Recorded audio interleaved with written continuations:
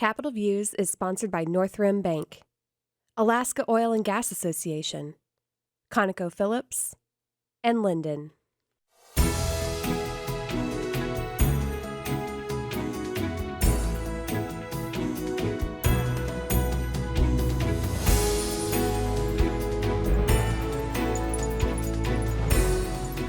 Hi, I'm Tim Bradner with Alaska Legislative Digest, and welcome to Capital Views. Welcome today to Jomo Stewart, is President and CEO of Fairbanks Economic Development Corporation.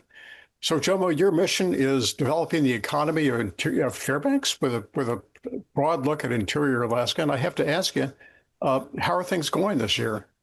Yes, thanks. Like every year, or like all time, it is a bit of a mixed bag. I had to do a presentation on the Fairbanks economy a couple of years ago, and I actually couched it as economic lemonade, because you do have, you have the sour, but then you also have the sweet, and together, they make the economy. And the trick is to try to build on the good things while also mitigating the challenges. So positive things that are going on here in the interior. Of course, top of mind for many people will be, things like resource development. Our transportation sector has been doing quite well the last couple of years, between things like increased mineral development from things like the Moncho project, the ore hauling from out east here into town for processing at Fort Knox. You have things like the North Slope Renaissance, for which, Fairbanks is the logistical hub for the interior and parts of north, east, west. So those are good.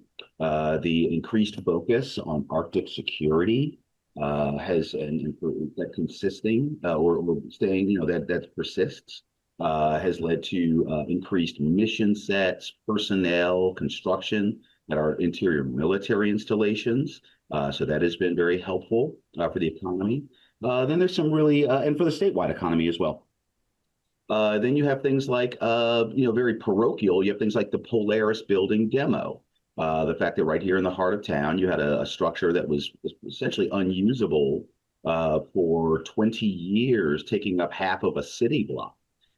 Thank you very much to Lisa Murkowski and our congressional delegation, plus some contribution locally. We were able to get that building down. And so we do have clear acreage, buildable acreage here in the heart of town. And then there's some things like housing.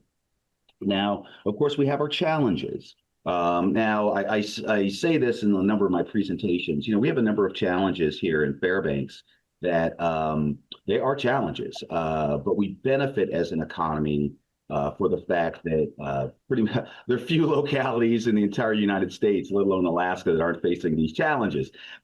Things like housing availability and affordability, healthcare costs and availability, childcare costs and availability, some workforce availability, enough bodies to do all the things that we'd like to do. And then you have some very quite local things, or at least statewide things that are like education funding unpredictability, which does have an impact on the economy. So again, it's a mixed bag. I would say that when we did our last annual economic report, like the one before it, there were some good signs. Last year, we actually had an uptick in population for the first time in quite a while.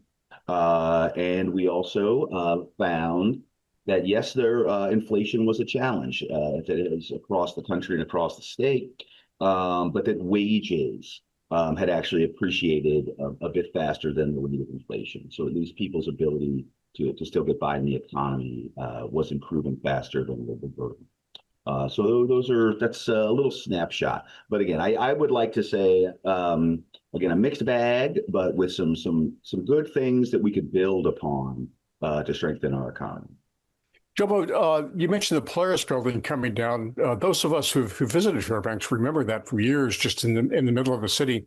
What's to be done with that space downtown? Is there a plan? The city owns it, right?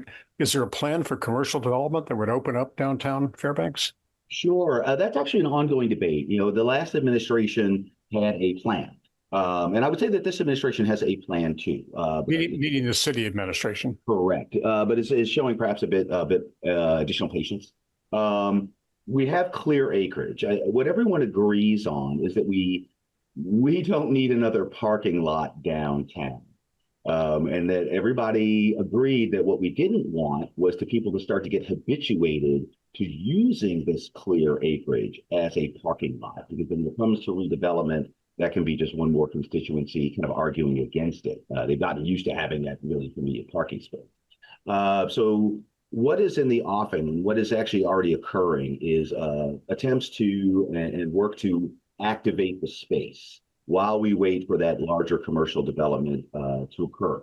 And so that's things like they put in a ice skating rink that's in use right now and has been over the course of the winter. The plan for next summer is to essentially almost do like a mini Alaska Land, a mini Pioneer Park with little commercial hutches, maybe some games, places to sit, dine, outdoors. We'll see how that comes together this summer. But again, to have it be an active space leading to future development. Now, there's a discussion right now as to putting out an RFP into the marketplace to really gauge interest in that larger development. And, you know, the reality is what will end up on that footprint is what someone who shows up with the money to do so believes that is commercially viable on that footprint. But when you talk to people around the community, and including FEDC, many of us would like to see something that kind of spurs further revitalization and development in the core. So if you take it in tiers of good, you know, if all it was ground floor retail, new ground floor retail space, that would be good. If it had an addition, say on the next floor, some high quality office space, that would be good, a nice addition. And if further moving up the building structure, you had things like apartments that gave space for people with disposable income and some dynamism who would like to actually shop and dine more often downtown, that would be good. And so, you know, that did get baked into something that was proposed to the pre-development consultant, but we'll see how it comes together. Well, a lot of creative thinking going on, but it's good to have some space to work with. A lot of cities don't have that. But Jomo, thanks for joining us, and look forward to talking more.